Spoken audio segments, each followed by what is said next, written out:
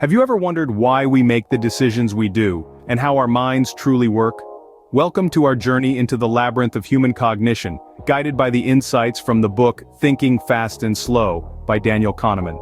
Kahneman, a psychologist turned economist, is a luminary in the field of behavioral economics, and his groundbreaking work won him the Nobel Prize in Economic Sciences. In Thinking Fast and Slow, Kahneman introduces us to two systems of thought that govern our minds. The first, a fast, instinctive, and emotional system. The second, a slower, more deliberative, and more logical system. These two systems constantly interact and influence our decisions, often in ways we're not even aware of. Kahneman's exploration into the intricacies of the mind is as enlightening as it is fascinating. So are you ready to challenge your understanding of your own thinking process? Dive with us into the depths of the human mind. First, let's explore Kahneman's System 1, the fast, intuitive, and emotional way of thinking. System 1 is like lightning in our minds. It's the part of our brain that leaps into action, making snap decisions before we have even had a chance to think about them. It's the part of our brain that reacts when we see a red light or when we hear a loud noise. It's instinctive and automatic, requiring no conscious effort or deliberation. Picture yourself walking down a dark alley at night. Suddenly you hear a rustling sound behind you. Without a second thought, your heart starts pounding, your palms get sweaty, and you quicken your pace. That's System 1 in action. It operates based on feelings, impressions, and intuition, rather than logic or reason. It's built for survival, for making quick decisions when there's no time to think. But while System 1 is incredibly efficient, it's not always accurate. It often relies on shortcuts or heuristics, rules of thumb that simplify complex problems. For instance, we might judge a book by its cover, or make assumptions about a person based on their appearance. These shortcuts can save us time and effort, but they can also lead to errors in judgment. Take, for example, the availability heuristic. This is where we judge the likelihood of an event based on how easily we can recall similar events. If we've recently heard about a plane crash, we might overestimate the danger of flying. Or if we've just won the lottery, we might believe that our luck is on the rise despite the odds being stacked against us. System 1 is also prone to confirmation bias, where we favor information that confirms our pre-existing beliefs, while ignoring or downplaying evidence that contradicts them. We might dismiss a well-researched article because it doesn't align with our views, or interpret an ambiguous statement in a way that supports our opinion. So, System 1, while efficient, can sometimes lead us astray. But what about System 2? Now, meet System 2, the slower, more deliberate, and more logical sibling. Imagine System 2 as a contemplative scholar, always ready to take its time to analyze and ponder. Unlike its impulsive sibling, System 2 doesn't jump to conclusions. Instead, it prefers to deliberate, to consider, to weigh the evidence. It's the part of our thinking that engages when we're solving a complex math problem, deciding on a major life change, or even choosing between two similar products at the grocery store.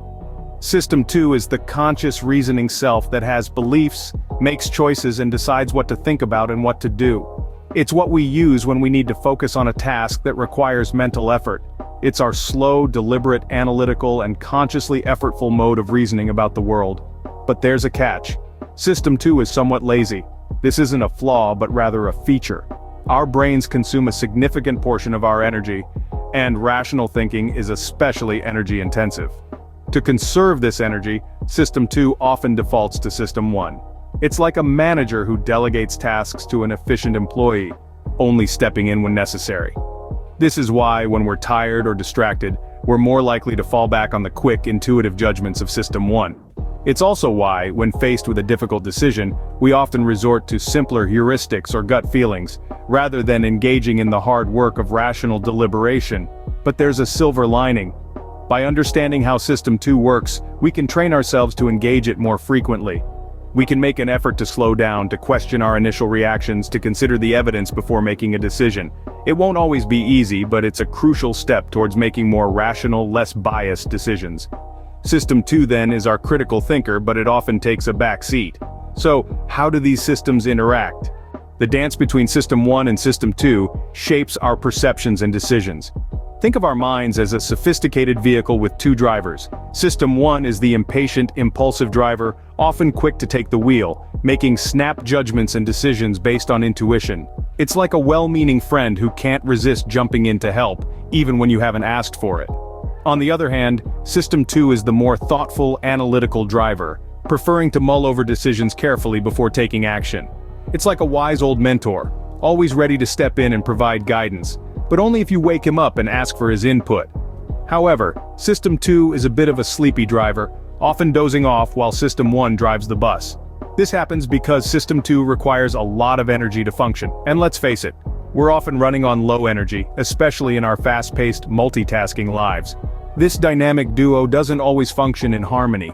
Sometimes System 1 can take over and rush into decisions, leading to cognitive biases or errors in judgment.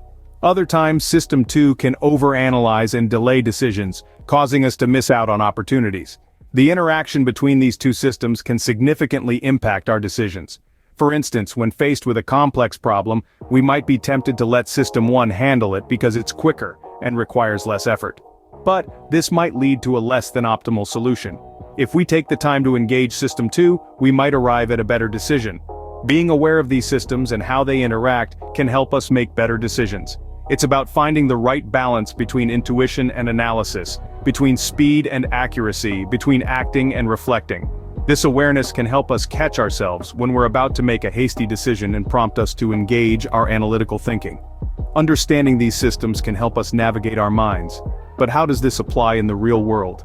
So how does this understanding of our brains shape real-world situations? Well, the insights derived from Kahneman's theories have far-reaching implications. They apply everywhere, from economics to policymaking, and even to our personal decision-making processes. Let's start with economics. Traditional economic models assume that humans are rational beings who always make decisions that maximize their benefits. But Kahneman's theories challenge this idea. They assert that our decisions are often influenced by cognitive biases and heuristics, leading to choices that may not necessarily be in our best interest. By understanding these biases, economists can design policies and strategies that account for our irrational tendencies, potentially leading to better economic outcomes.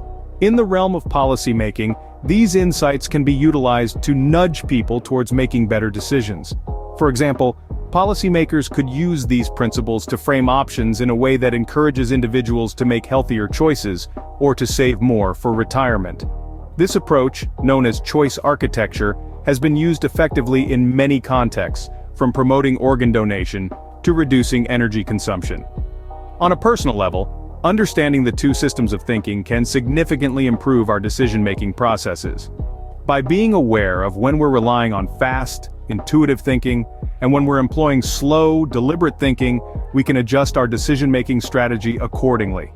This heightened awareness can help us avoid falling prey to cognitive biases and make decisions that better align with our long-term goals. Moreover, Kahneman's theories can also be applied in the field of education, where educators can design teaching strategies that cater to both fast and slow thinking. This could lead to more effective learning experiences and better academic outcomes. Lastly, in the world of business, understanding these concepts can enhance negotiation strategies, marketing tactics, and overall decision-making, leading to improved business performance. As we see, these insights have the power to transform how we think and act. They equip us with a deeper understanding of our thought processes, enabling us to navigate the complexities of life in a more informed and effective manner.